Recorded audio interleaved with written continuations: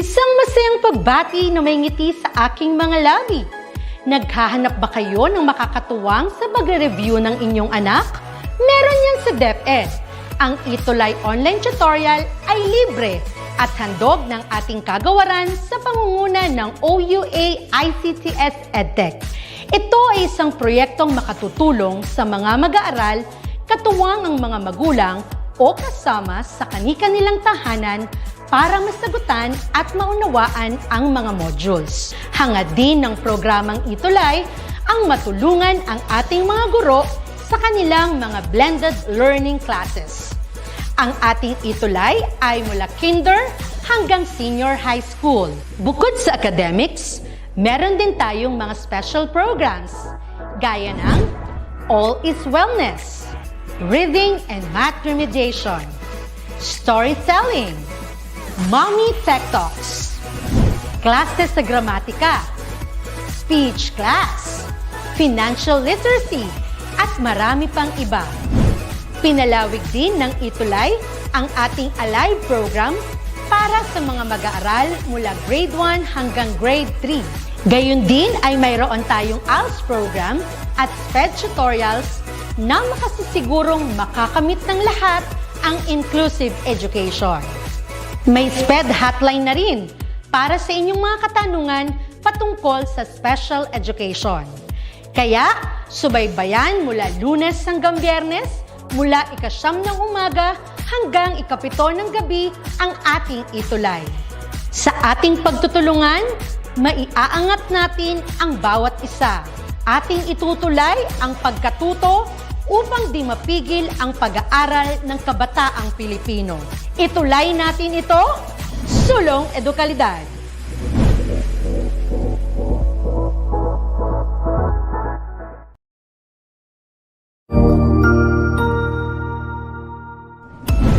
Mabuhay! Isang mapagpalang araw sa ating lahat. Ako ang inyong lingkod, Tutor Madge. Welcome sa ating ETUlay, ang ating libreng online tutorial na hatid ng ating kagawaran ng edukasyon, ICTS EdTech. Ang programang ito ay inaasahang makatutulong at maging karagdagang kaalaman sa mga mag-aaral mula kinder hanggang senior high school, ALS, Alive, at SPED learners. Bukod sa pagsagot ng mga modules, ang ETUlay ay may mga special programs din na siguradong aabangan ninyo araw-araw. Katuwang ang ating mga minamahal na mga magulang at guro ay maitutulay natin ang pagkatuto. Kaya, ihanda na ang inyong module, lapis, papel o kwaderno. Ihanda rin ang isip, mata at tenga sa isa na namang makabuluhang aralin. Tayo nang matuto kasama ang inyong volunteer online tutor sa oras na ito.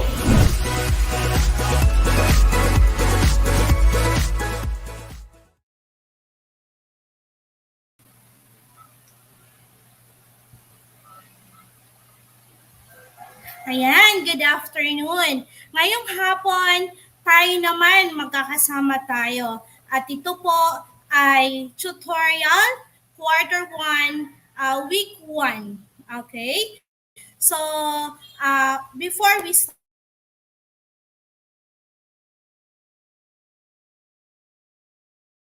SSDO Malolos, especially sa CTC-NHS family.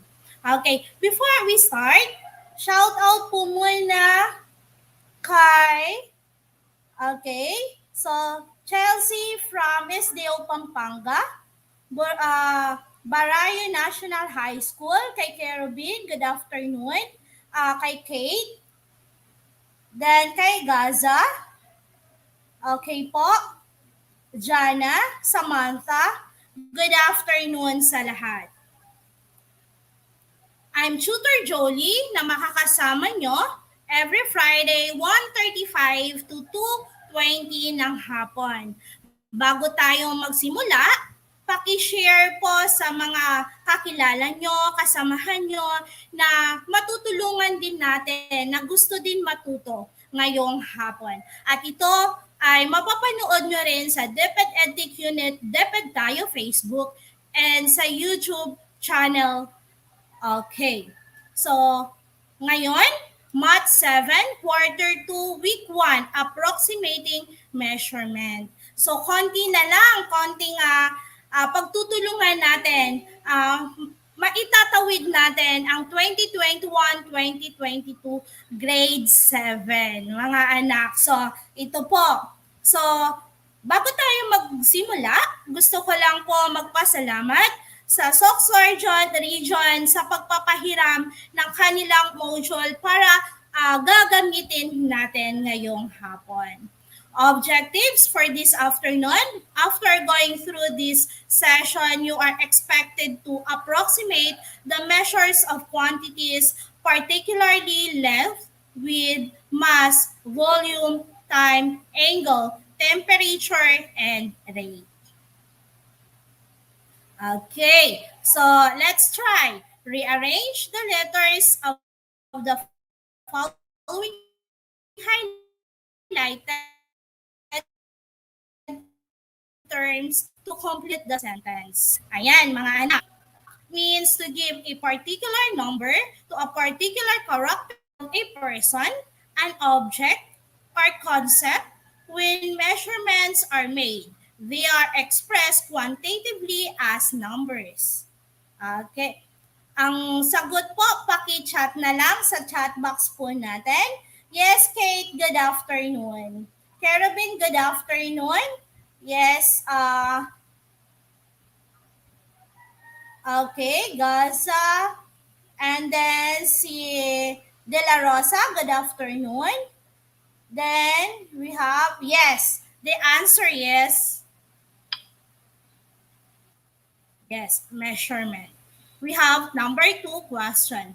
The block is the term used for identifying the size of an object by the distance from end to end, or commonly referred to as the longest dimension of an object. Paki-chat. Very good sa mga sagot. Yes, the answer is measurement. How about number 2? Yes, the answer for number 2 is length. For number 3, block refers to the amount of matter an object has. Again, number 3 refers to the amount of matter an object has.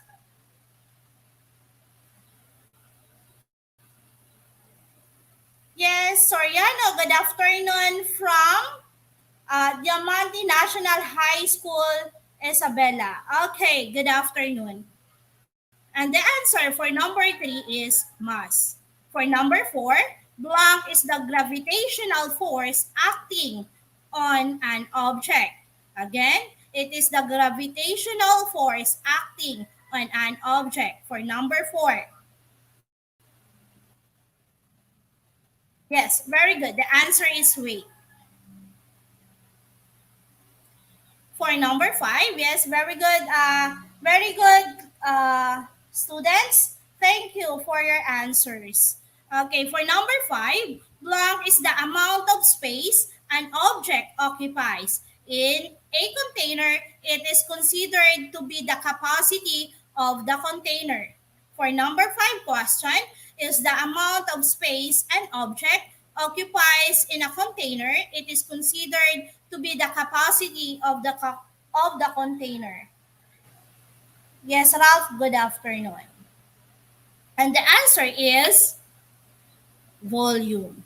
For number 6, block is the ongoing and continuous sequence of events taking place in succession from past to the present to the future. Again, is the ongoing and continuous sequence of events taking place in the succession from past to the present to the future. Ang gagaling! Yes, very good mga anak. Yes, the answer for number 6 is time.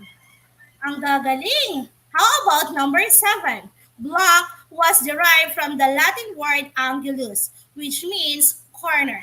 It is a figure formed when two rays share a common endpoint called the vertex. Again, for number 7, block was derived from the Latin word angulus, which means corner.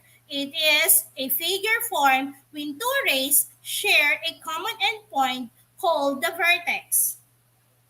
Yes, very good. Kerubin, Samantha, uh, Rysel, Ralph, yes, thank you for the answer. So, for number 7, that is angle. For number 8, blank is the measurement of the degree of hotness or coldness of an object or a substance. Again, for number 8 question, blank is the measurement of the degree of hotness or coldness of an object or a substance. For number 8 question, sige. Yes, Samantha, very good. The answer is temperature. Yes, Julian, thank you. Kerubin, Marjan, thank you for the correct answer. For number 9, blank is the ratio between two related quantities in different units. Again, blank is the ratio between two related quantities in different units. Ano po ang sagot for number 9? For the last question. For number 9, yes, the answer is rate. Now, our topic is approximating or estimating. Close to the actual but not completely accurate or exact. So, estimating, ibig sabihin nun, hindi yung exact answer po. Okay? So, examples, telling the size of someone's shoes. And the other one, telling the amount of salt to put in a cooking the dish. Okay, so sa shoes talaga, pag bumili tayo, pag hindi natin alam, di ba, tansyahan lang. So, sinasabi natin siguro, itong size na to, kasya na sa kanya. Diba? Kung bibili tayo ng gift na hindi niya alam. So, kailangan pag iso-surprise natin ay isang tao, kailangan hindi natin sasabihin. Diba? Mga anak, hindi natin sasabihin kung ano yung ibibigay natin kasi pag tinanong natin kung ano yung size ng shoes niya, ibig sabihin nun, alam niya na. Okay po? So, we have accuracy of measurements depends on two factors. Ano kaya to? Number 1, the skill of the person doing the measurement. For number 2, the precision of the instrument used in measuring. Ito po yung table na makikita nyo kung saan we have the common prefixes used in the metric system. Okay po, ito yung table. Okay, ito naman, common units used in the English system. So, dito, sa first column, meron tayong category. Then, we have the name of unit. And then, okay, for the first one, we have length. Okay, yung name of unit niya, we have inches, foot, yard, mile. Okay, for volume, makikita nyo, ayan po yung mga ginagamit natin. For weight naman, ito naman yung tatlo. That is ounce, pound, and ton. The 7 International System Units or SI base units. Okay, ito yung quantity. We have the length, the time, amount of substance, electric current, temperature, luminous intensity, and mass. Ito naman yung mga basic unit po nila na ginagamit po natin. Okay po. The first one, we have mass and weight. For the question for mass and weight, okay, Anna plans to buy a plants and vermicast at nearby garden shop but has a vehicle with limited weight, capacity of 800 kilograms for the items to be bought.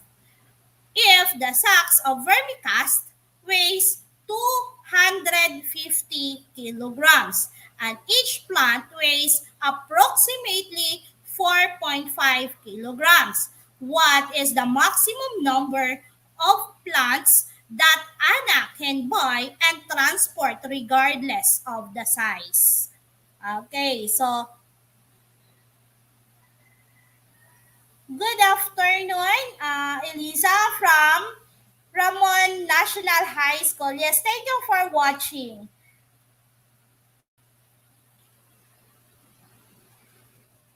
Okay, solution step 1, find the available capacity the vehicle can hold. Okay, yun po yung step 1 natin. Okay, capacity minus weight over cast. So, substitute lang natin ang weight nila, that is the capacity 800 kilogram minus 250, that will be, the answer is 550 kilogram. For step 2, okay, so i-divide natin 500, so yung nakuha natin, nung minus natin, 800 minus 250 kilogram, ang sagot is 550 kilogram. So, ang nakuha natin per plant po ito, mga anak, yung 4.5 kilogram. So, ang answer po niyan is 122.22. So, approximately 122. Therefore, 122 is the maximum number of plants that Anna can buy and transport. For volume, a rectangular container needs to be filled with identical cubical balikbayan boxes. If the container one's length, width, and height are 16 feet, 4 feet, and 6 feet, respectively, while each balikbayan of balikbayan boxes that can... Okay, so solution step 1, volume of the van. So identify muna natin yung formula, that is V1 is equals to length times width times height. So isasab lang natin, substitution tayo kung ano po yung given natin. We have 16 feet multiply to 4 feet and then 6 feet. So nakuha natin is 384 feet cube. Okay po. So that is for step 2, volume of the box. V box is equals to edge cube. Then yung edge niya, that is substitution tayo, we have 2 feet cube. Okay? So, simplify, 2 feet cube, that is equal to 8 feet cube. For the step 3, okay? So, number of boxes is equals to the volume of van over volume of the box. Okay, so, volume of the van natin is 384 feet cube. Then, sa volume of box naman natin, that is 8 feet cube. Then, after that, divide natin, so makukuha natin yung 48 boxes. Yes, Kerubin, thank you for correct answer. That is 48 boxes. Yes, anak. Okay, so Elsen from, okay, so Integrity from Ramon National High School. Thank you for watching. And then for Rysel. Okay, thank you for watching then. Next is angle. In estimating measurement of angle, we need to recall the different kinds of angles such as, number 1, acute angle. Angle whose measure is less than 90 degrees. Acute po yun mga anak ha, acute. So, ibig sabihin nun, pag acute siya, less than 90 degrees. Pag right angle naman, angles whose measure is exactly 90 degrees. Okay? So, yun po. Yes, Samantha, very good for the answer. And also Mark Gabriel. And number 3, we have the obtuse angle whose measure is more than 90 degrees. Okay? For angle, estimate the measurement of the angle below. Use your protractor to check if your answer is correct for your estimate. Okay. So, so kung napapansin nyo mga anak, so nasa gitna siya ng 60 at saka 50 yung angle natin. So, estimate natin, ano kaya yon? That is 55. So, pag titingnan nyo, pag nasa gitna siya ng 60 at saka 50, ang sukat po niya ng angle natin is 55. So yung 55 kaya, ano yon? Ang sabi natin kanina, pag acute angle is less than 90 degrees. Pag right, that is exactly 90 degrees. Ang sukat po ha mga anak. Okay, for the obtuse, that is more than 90 degrees. So, ibig sabihin nun, yung angle po natin, okay, using the protractor, ang nakuha natin, that is less than 90 degrees. So, ibig sabihin nun, yung angle natin is acute angle. Temperature. Zyle, a Cebu resident, was packing his suitcase for his trip to New York City the next day for a 2 weeks vacation.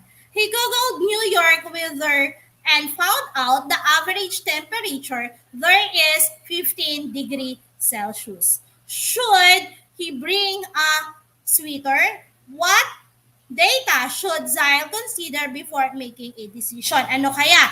So, ang temperature sa Cebu is nasa 24 to 32 degrees.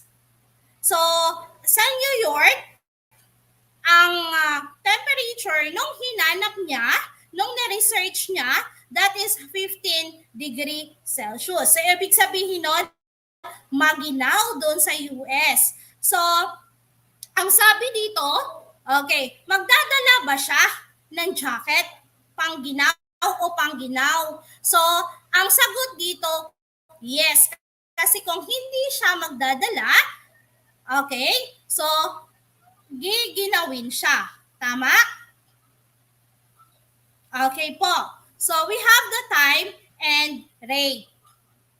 For the time and rate, an airplane bound for Beijing from the Ninoy Aquino International Airport at 11:15 a.m. It's estimated po. Time for arrival in Beijing is at 15:55 hours. The distance from Manila to Beijing is 28.39 kilometers. Question, what time, okay, in standard time, is the plane supposed to arrive in Beijing? So that is 3:55 p.m. So, yun. For number 2, how long is the flight? So, that is 4 hours and 40 minutes or 4.67 hours. Yun po yung time, okay, sa pag-travel.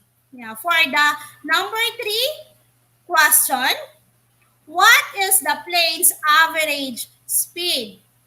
So, meron tayong formula dyan. So, S is equals to D over time. So, substitute lang natin. We have 28.39 kilometer over 4.67 hours. Okay po. Then, ang sagot po niyan, pag dinivide na natin, that is 607.92 kilometer per hour. Okay, so we have for the question, try this. Okay, tatry natin mga anak ha. Sagutan nyo. Tingnan nga natin kung talagang nakikinig. Okay po? So, determine a practical IS unit for each of the following. Okay po. We have the number 1, length of the provincial road. Length of the provincial road. Ano kaya ang sagot? Ano ang ginagamit natin? That is kilometer. For number 2, total area of a farm.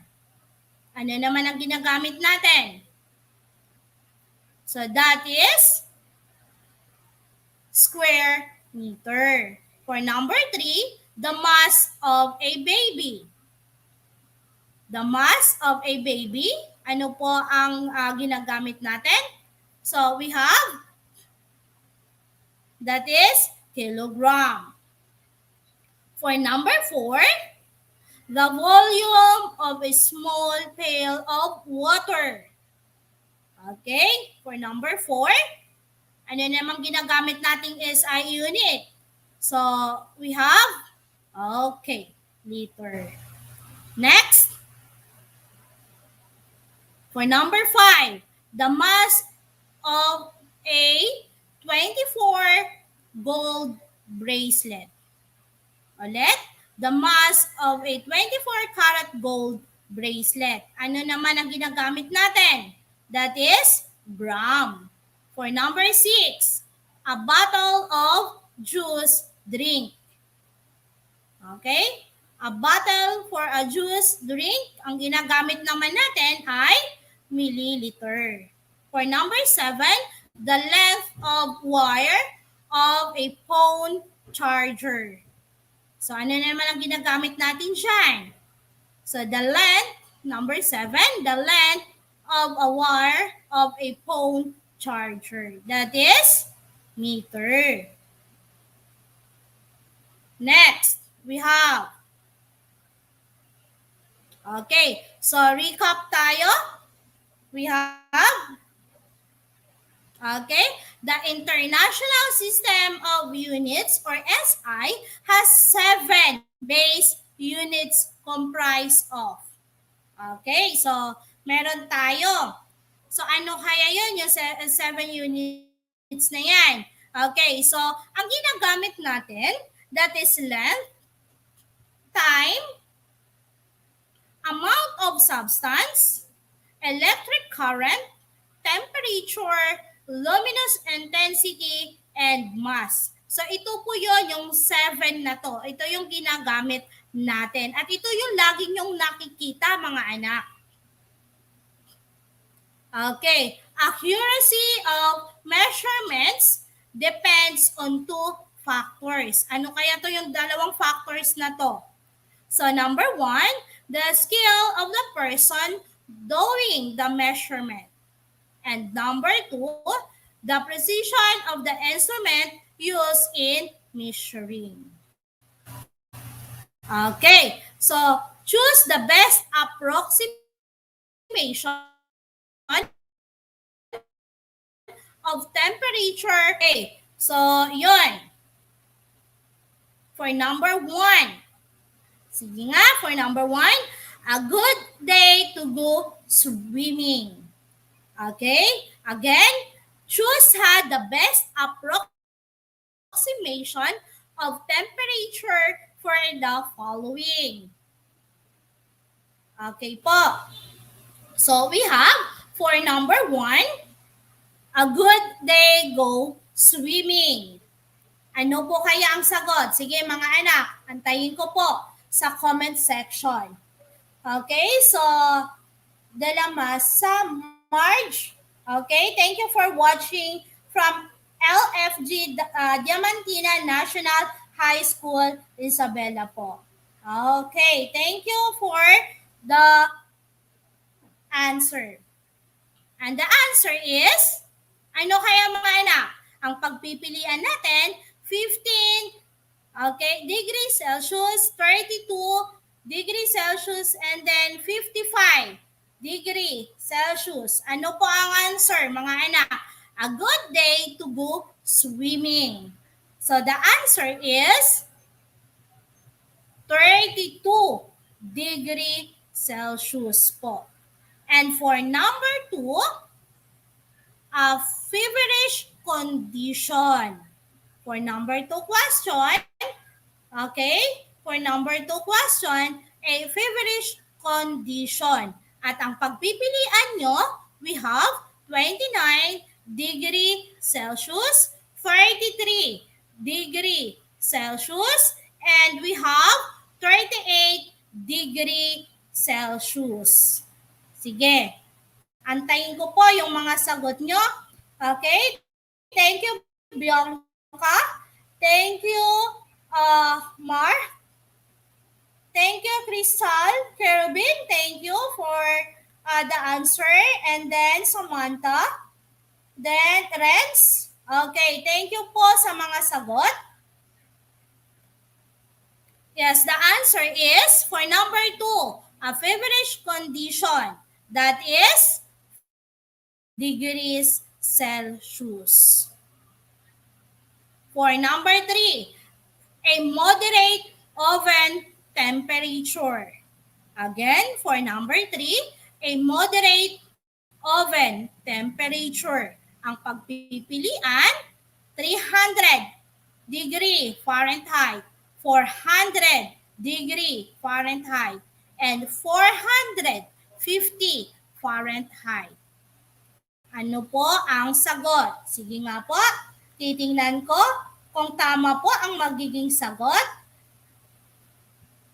Sige nga po. Number 3, a moderate oven temperature. Ang pagpipilian, 300 degree Fahrenheit, 400 degree Fahrenheit, and 450 Fahrenheit. Yes, Kerubin. The answer is 300 degree Fahrenheit. For number 4, a good night to sleep. A good night to sleep. Thank you for the answer. A good night sleep. Ang pagpipilian, 15 degree Celsius, 34 degree Celsius, and 58 degree Celsius. Ano po ang sagot? Ano kaya ang sagot natin for the number 4? Thank you po thank you mga anak sa sagot. Okay. And the answer is for number 4, 15 degree Celsius. Okay? So,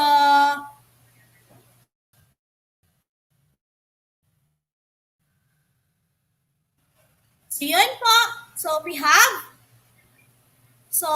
yes, 34 degree. Okay, so we have, Renz, thank you for the answer. Eliza, thank you. Then, Mark, thank you for the answer.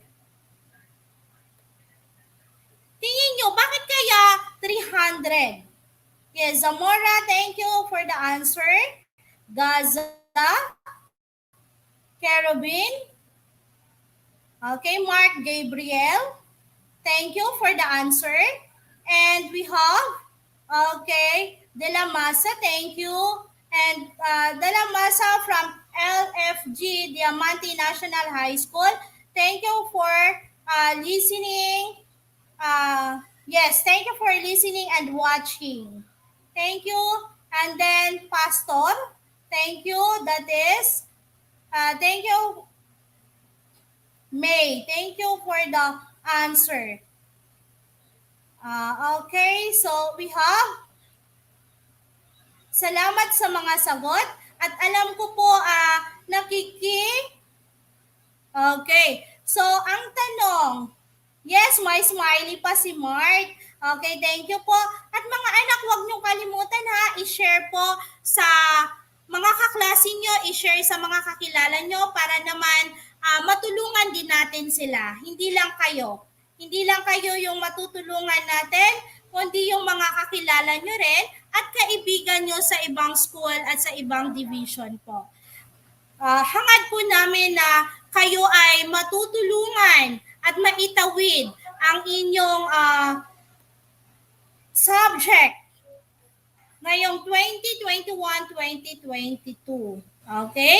So, hindi po madali ang panahon ngayon, pero nandito kami para tulungan kayo. Nandito kami ni Tutor Rose Ann para tulungan kayo sa inyong pag-aaral, para maitawid natin sa maayos po. Okay? So, we have Elisa. Thank you. Diosa. Thank you po. Thank you mga anak. And Mary Joy watching from, okay, so Luis P. Gomez Diamante National High School, Cabanatuan, District po. Thank you. Okay, Mary Joy, salamat. And then we have Gabriel. Thank you, Samantha, sa sagot. Then we have okay, Bianca. Okay po. So may tanong, bakit daw hindi 58? Anak, napakainit na po yan. Okay, sa number 4, a good night to sleep, 15 degrees Celsius lang. Kasi pag 58 na po, napakainit na po yun, anak. Sobrang init na nun. Okay? So, 15 lang po talaga. Okay? 15, 20. O kung ang kasama nyo na si mommy, si daddy sa isang room, ang kailangan lang po natin dahil sabi nga nila, 'di ba? Pag medyo may edad na, nilalamig na sila. So kung naka-aircon kayo, pwede 'yun sa 22, 23 po. 'Yun, mas okay po yung pagtulog nila. Pero ang tamang sagot po, kasi ang pagpipilian lang natin sa number 4 ay 15 degrees Celsius, 34 degrees Celsius, and 58 degrees Celsius. Ibig sabihin nun, doon lang tayo sa 15. Kasi pag 34, mainit na din yon, then ang 58 po. So, yes, Bianca, 34.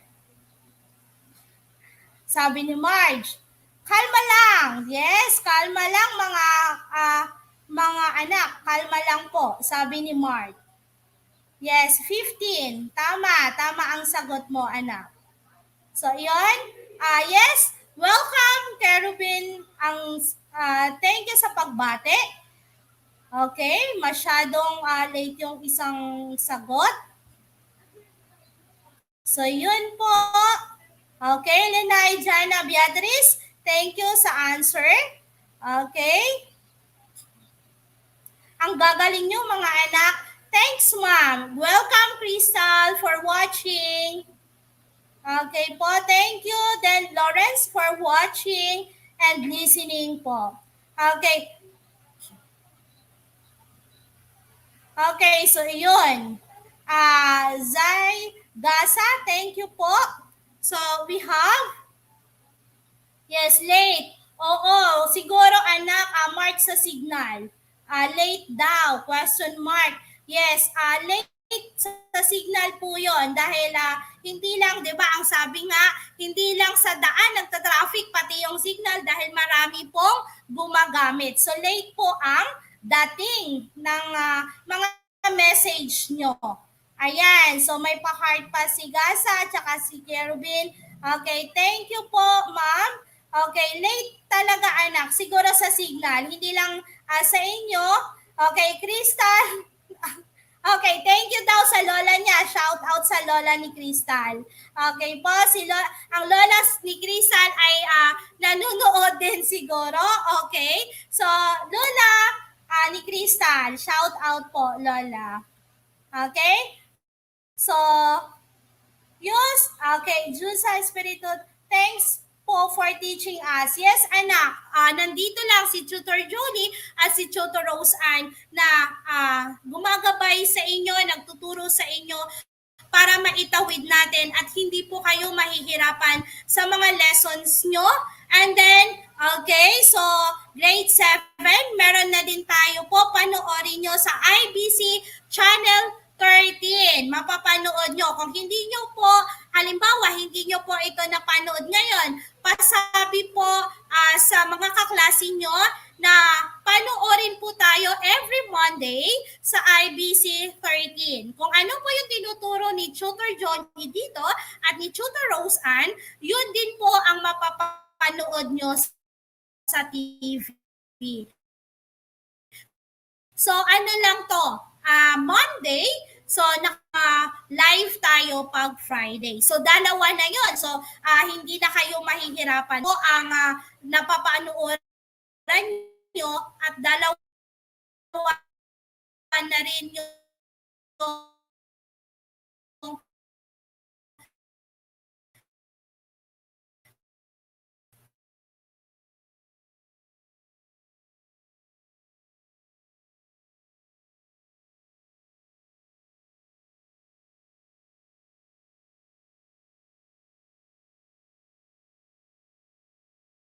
kayo din mga anak, stay safe pa din, then sunod pa rin tayo sa health protocol po. Huwag muna lumabas kung hindi naman kailangan kasi mahirap na po.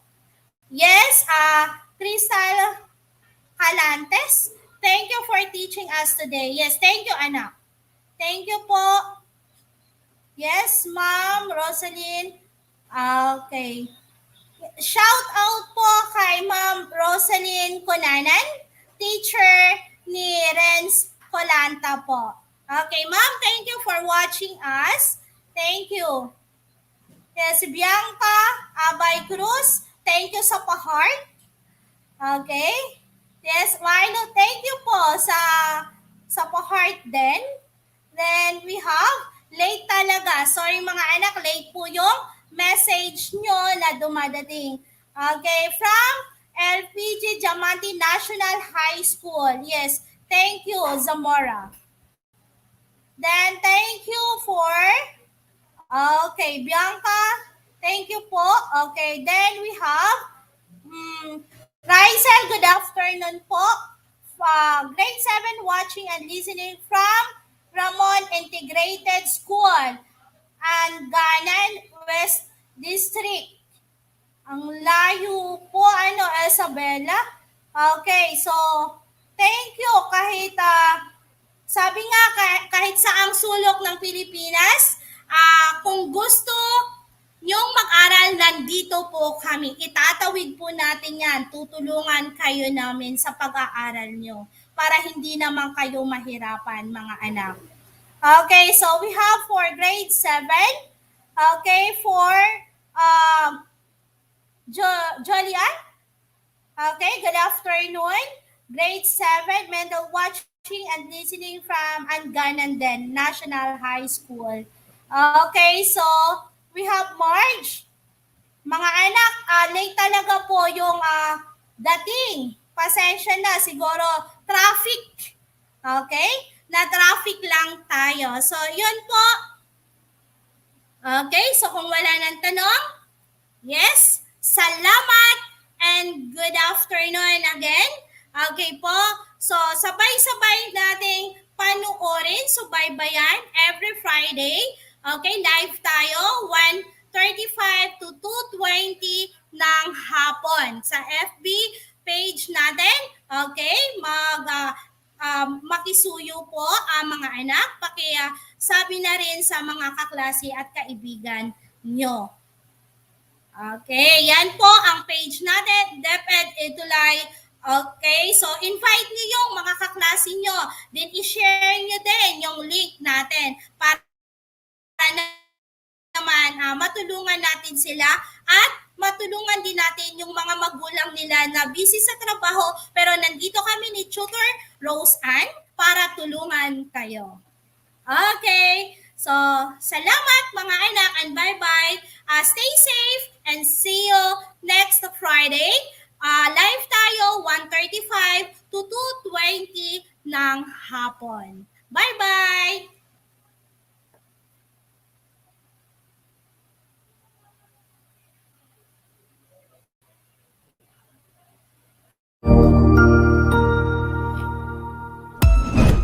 Ang husay naman! Natapos mo ang iyong tutorial session kasama ang iyong mahusay na ETUlay tutor. May bago ka bang natutuhan? I-share na yan gamit ang hashtag ETUlay Level Up. Huwag aalis ha, dahil may susunod pang programa na pwede mo ring panoorin at salihan. Dahil naghihintay na ang iyong mga tutors. Happy learning dito sa ETUlay!